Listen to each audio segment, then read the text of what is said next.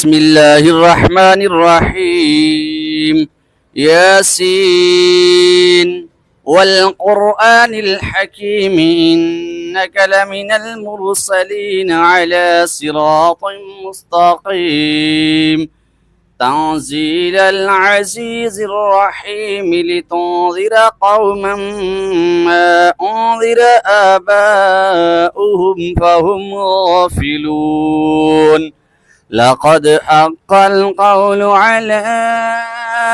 أكثرهم فهم لا يؤمنون إنا جعلنا في أعناقهم أغلالا فهي إلى الأذقان فهم مقمحون وجعلنا من بين أيديهم سدا ومن خلفهم سدا فأغشيناهم فهم لا يبصرون وسواء عليهم أأنذرتهم أم لم تنذرهم لا يؤمنون إنما تنذر من اتبع الذكر وخشي الرحمن بالغيب فبشره بمغفرة وأجر كريم إنا نحن نحيي الموتى ونكتب ما قدموا وآثارهم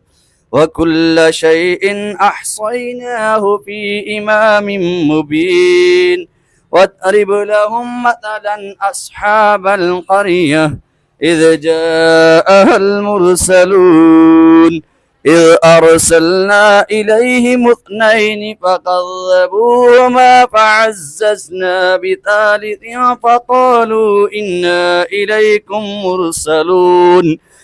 قالوا ما أنتم إلا بشر مثلنا وما أنزل الرحمن من شيء إن أنتم إلا تكذبون قالوا ربنا يعلم إنا إليكم لمرسلون وما علينا إلا البلاغ المبين قالوا إنا تطيرنا بكم لئن لم تنتهوا لنرجمنكم وليمسنكم منا عذاب أليم قالوا طائركم معكم أئن ذكرتم بل أنتم قوم